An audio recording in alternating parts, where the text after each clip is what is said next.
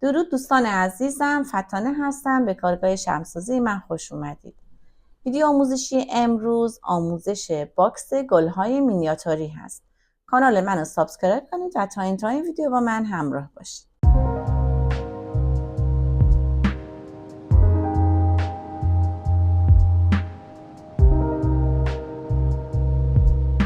برای آموزش شمع مینیاتوری این قالبمون هست بچه‌ها. خوب نگاه کنید.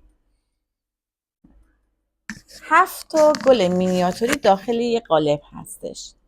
یعنی چند نوع رز هست، گل پیونی هم داخلش هست، آلاله هستش، گل رز هست.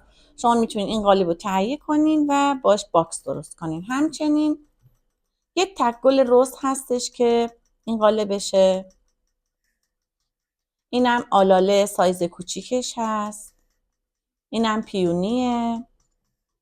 گل رز 5 پر کوچولو سایز کوچیکش هست. این قالب سیلیکونی از این کوچیک‌تره. قالب گل مارگریت هستش که این سایز بزرگتره، این کوچیک‌تره. برای درست کردن این باکس پارافین سویا وکس ایرانی و خارجی با هم میکس میکنین و به طریق بنماری ذوب میکنین. میتونین از 3% یا 1% هم استفاده کنین. میدونین که پارافین همین سویا وکسی که الان شما اینجا نگاه میکنین اینا گیاهی هستن و ضد حساسیت و آلرژی. این باکسمون هست. من امروز میخوام از این باکس استفاده کنم. گل خشکی که باید این باکس رو تزیینش کنم به این شکله. شما میتونین از فروشگاه هایی که گل خشک درست میکنن و دارن میتونین از اونا خریداری کنین. رنگ ها هستن که رنگ های مایع هستن. رنگ سفید، بنفش. در واقع این گلای مینیاتوری رو باید رنگاش خیلی ملایم باشه. حتی از رنگ پودری هم میتونین استفاده کنین. اینو یه مقدار بریزین صورتی در میاد. اینم که الان اینجا میبینید رنگ جامد هست، مکعبی که میخوام کرم درست کنم. یه مقدار خیلی کم بریزم رنگ گلمون کرم میشه. این رنگ پودری لیمویی خیلی کم بریزم، یه رنگ زرد خیلی کم رنگ و خوش رنگی به ما میده. اینم که اسانس لوندر هستش، خیلی ملایم و خیلی کم بزنین که همین شمعاتون خوشبو خوش عطر میشه. اینا فتیله هستن. چون گلامون مینیاتوری و کوچولو هستش، یعنی قطرش کمه، شما میتونین از فتیله های 8 نخ استفاده کنین، 8 تار استفاده کنین. پارافین زدم اینجا گذاشتم. پارافینا رو میذارم به طریق بنماری که ذوب بشه. تا پارافین ذوب بشه من این قالبا رو فتیله گذاریش رو انجام میدم. از این سوزنی که حفره بازتری داره کمک بگیرین. تک تک این گلایی که الان اینجا هستش داخل این قالب هست باید فتیلش رو بذارین. ببینین به این صورت قسمت وسطش رو در نظر بگیرین، از این ور در بیارین. یه مقدار فتیله رو اینجا بذارین بمونه، از این ورم برش بدین. نمیخواد بلند برش بدین چون هیچ نگهدارندی نمیخواد که اینو نگه داره. ببینین یه مقدار فقط از این رو سطحش بلندتر باشه، این اندازه. اینا رو به همین صورت فتیله گذاریش رو انجام میدم.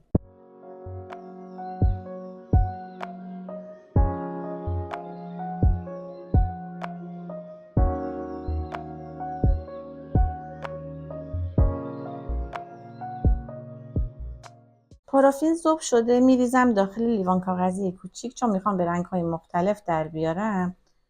اون رنگا رو میخوام بهتون یاد بدم. یه مقدار ریختم داخل این لیوان کاغذی. حالا میخوام رنگ صورتی کم رنگ بهتون بگم که به چه صورتیه. نگاه کنین رنگ پودری رو میخوام استفاده کنم. یه مقدار این وسیله چوبی که دارم میزنم به این رنگ پودری، میزنم به این پارافین ذوب شده. رنگو کم کم اضافه کنین چون این شمعای مینیاتوری، این گلا بهتره که کمرنگ درست کنین. اگه دیدین کمرنگ، بعد دوباره بهش بزنین و بریزین داخل این پارافین ذوب شده‌تون. حالا مثلا میخواین این شماتون معطر بشه، این اسانس لونده رو که دارم به اندازه چند قطره میریزین، زیاد نمیریزین که این شماتون بو عطر ملایمی داشته باشه.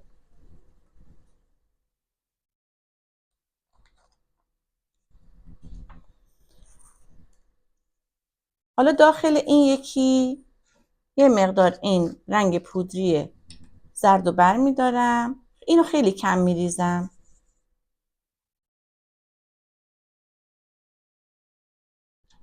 چون میخوام کم رنگ در بیاد، زرد کم رنگ در بیاد، خیلی کم میریزم. فقط خوب هم بزنین که رنگ داخل این پارافین حل بشه.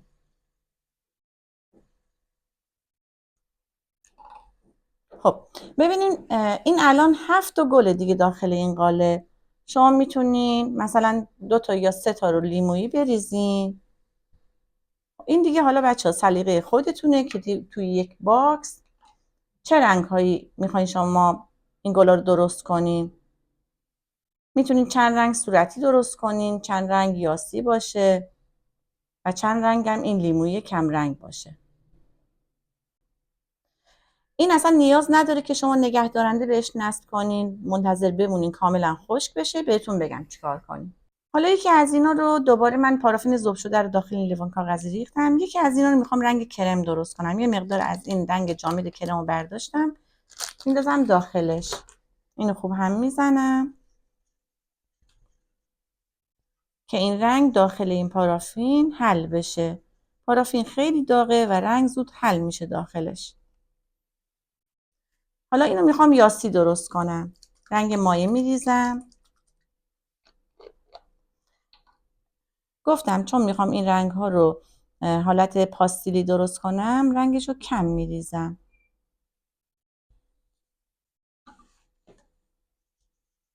کم رنگ بشه.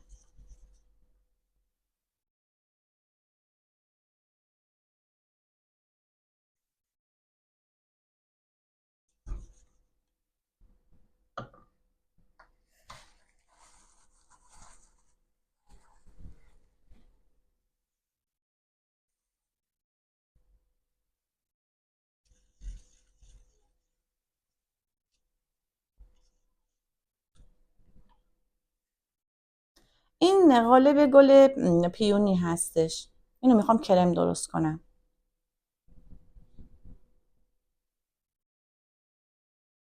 یه مقدار اینو چند ضربه بهش میزنم. حالا یه مقدار داخل این اضافه اومده. این قنچه گل رز رو اینو میریزم داخل این.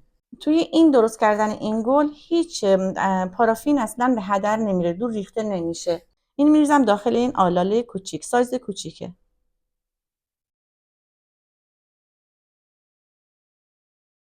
این رز پنجپر بازه اما قنچه رز هستش. این قنچه گل رز یه مقدار بزرگتره. این میخوام دو رنگ درست کنم. یه مقدار پارافین بدون رنگ رو ریختم داخل لیوان کاغذی چون میخوام یاسی درست کنم. پس قسمت دو رنگش رو میخوام قسمت بالای گل یه مقدار پررنگ تر باشه، رنگ بیشتری بهش میزنم اما مقدارش خیلی کمتره. رنگ بیشتر زدم.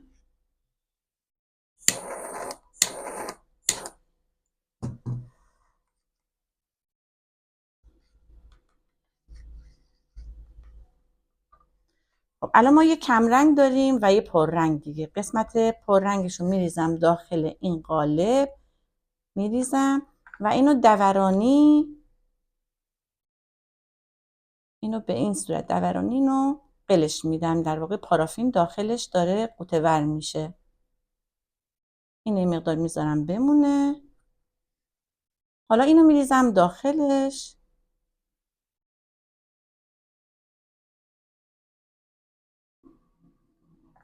منتظر میمونم تا خشک بشه.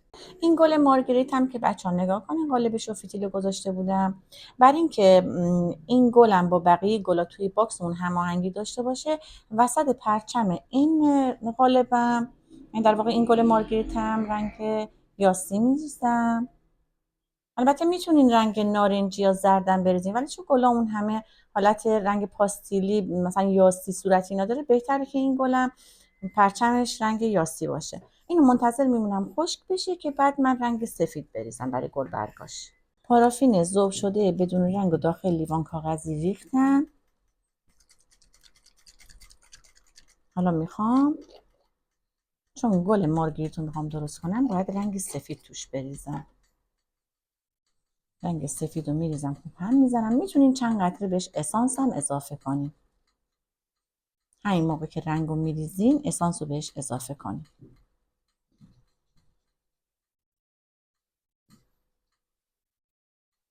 دوستان دقت کنین این قالبای سیلیکونی رو قبل از اینکه پارافین ذوب شده توش بریزین همیشه خوب تمیزش کنین، خشک کنین و بعد فتیل گذاری رو انجام بدین. این خیلی مهمه، یعنی قالباتون باید تمیز باشه.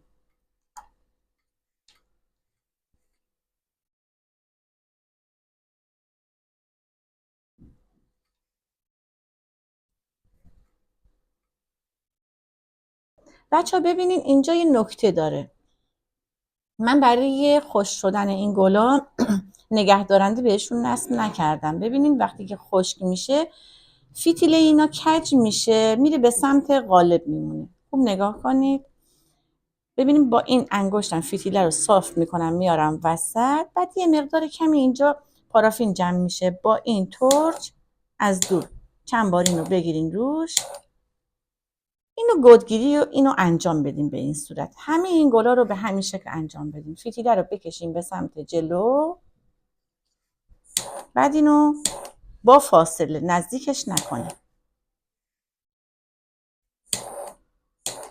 یا مثلا این کوچولوها رو نگاه کنیم، وقتی که این ترش رو از راه دور نگه می‌داریم میزنیم یه مقدار این پارافین ذوب میشه میاد رو سطحش قرار میگیره، دیگه این حفرم دیگه پر میشه.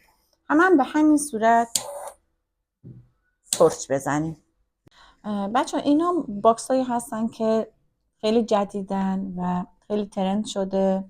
اینا رو باید اسفنج گذاریش رو انجام بدیم.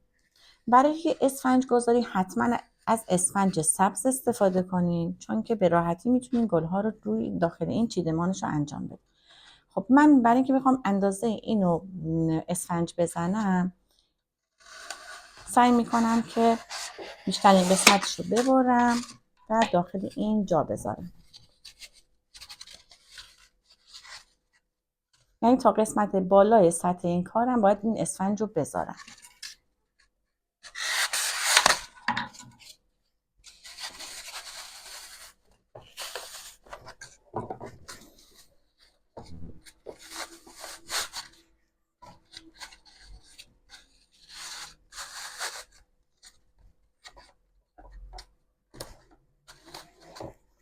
این قسمتش خالی مونده که این قسمتش هم پر میکنم.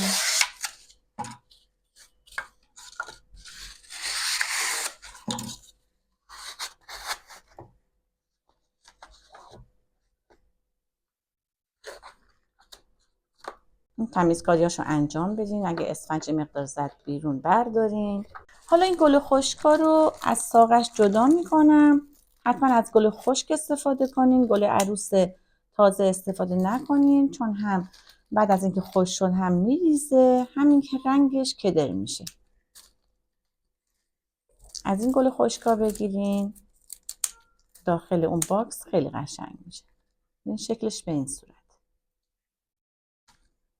اینا رو همه رو من قیچی میزنم، از ساق جدا میکنم، اینجا میذارم. برای در آوردن گل از داخل قالب سیلیکونی دقت کنین، چون این گل مینیاتوری و خیلی ظریف هستش گل برگاش. وقتی که کاملا خشک شد اینو با یه فشاری به خود بدنه قالب به این صورت بازش کنین و بعد وقتی که میخواین درش بیارین ببینید یه فتیله تو دست شماست دیگه. خیلی آهسته اینو از داخل قالب به این صورت بکشین بیارین بیرون. گل برگاش همه سالم و خوشگل از داخل قالب در اومده. همه رو به همین صورت از داخل قالب ببینید فشاری به قسمت زیرش و بعد در میاره. حالا میخوام اینا رو ساقه بزنم. ساقه این گلا با سیخ چوبی انجام میشه. خب نگاه کنید، اول اینکه من این سیخ چوبی رو 2 قسمتش میکنم. با سیمچین رو 2 قسمتش کنیم. این قسمت در واقع ته این گلمون که فتیله داره، این فتیله رو تا اون قسمت پایینش کوتاه کنیم بزنیم. این قسمت بالاش که هنوز فتیله داره. این سیخ چوبی رو از کنار این فتیله، یعنی قسمت مرکز گل، خیلی آهسته، این کار باید خیلی آروم انجام بدین. خیلی آهسته این کار رو انجام بدین. ببینیم به همین صورت. یهویی این سیخ چوبی رو وارد این گل نکنین، چون ممکنه از این ور بعد در بیاد. خیلی آهسته این کار رو انجام میدین. حدود 1 سانت که رفت داخل گل، یه مقدار پارافین این قسمت بالا میمونه. این پارافینا رو با دستتون بر ندارین. اینو برعکس بذارین. بعد با تورچ ببینین با فاصله از راه دور این پارافینا ذوب میشه، دور این سیخ چوبی رو میبنده، باعث میشه که این سیخ چوبی محکم بشه به گلتون. اینو به همین صورت برعکس بذارین تا خشک بشه. تمام این گلا رو به همین صورت ساقه میزنیم با سیخ چوبی. اینم گل مارگریتو که از داخل قالب در آوردم و قسمت مرکزی گلو سیخ چوبی زدم. ببینین یک طرفه از قسمت پهلو نزدم، قسمت پایینش رو زدم. حالا میخوام داخل این باکس چیدمانش رو انجام بدم. برای این باکس بچه‌ها تعداد زیادی از این گل ها میخوایم. فکر کنم حدود 3 سری باید شما این گلا رو درست کنین. چیزی در حدود 20 تا 25 تا گل باید داشته باشین. اونم که گفته بودم غنچه گل رز که 2 رنگ باشه، اینه که از داخل قالب در آوردم و مثل همون سیخ چوبی بهش زدم. حالا برای باکس زدن، یعنی در واقع گلا رو به باکس نصب کردن، سیخ چوبیتون باید کوتاه باشه. از قسمت پهلو، یعنی از قسمت این قسمت شروع میکنیم به گلا رو نصب کردن. ببینید به این صورت، یعنی باید کج نگه دارین، صاف نه، به صورت کج و تا قسمت پایین.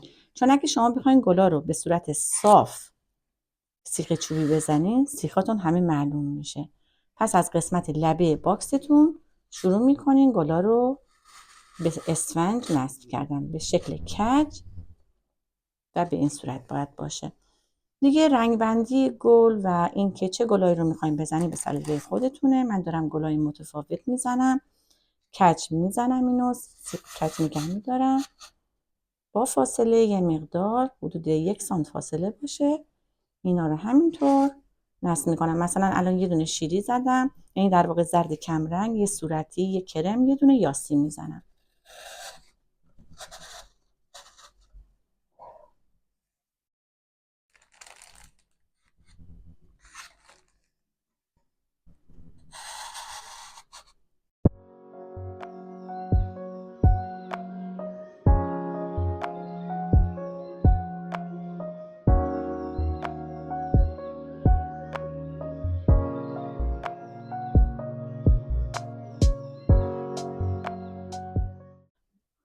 خب یه ردیف اولش تموم شده، حالا باید ردیف دوم داخلش رو بزنم. فعلا گلای کوچیکو دارم من میزنم. ببینید از مابین این گلا یکیشو برمیدارم و به این صورت هم سطح هم باشن. اینم به همین صورت به شکل کج میزنیم.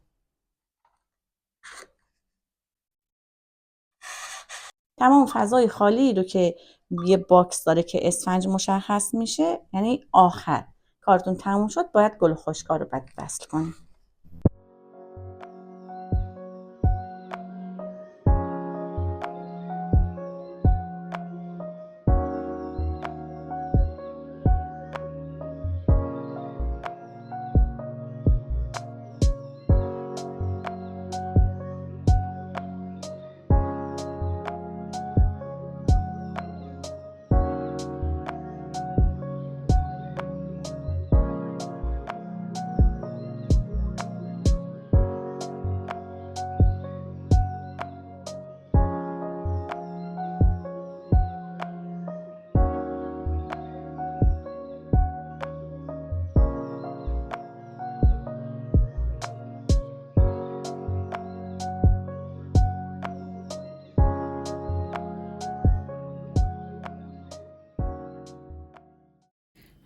حالا ما بین گلا که ساقه ها و اسفنج مشخصه، این گلای خشک و تزیینش رو داخل اینا انجام میدم.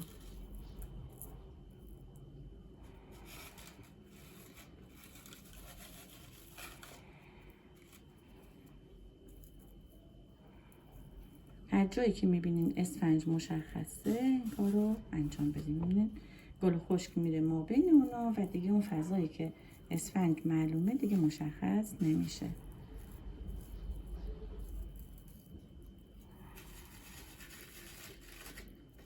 گل خشک که بریده بودن ببینین این قسمت پایین ساقه رو برمیداریم و به داخل اسفنج ما بین گلا اینو میذارم. این قلمو رو که گفته بودم شکل براش هستش، ببینین روی این گل وقتی دارین گل خشک رو نصب میکنین روی این گلاتون میریزه. با این قلمو میتونین روی گلاتون رو خوب تمیزش کنین، خیلی آهسته روش بکشین.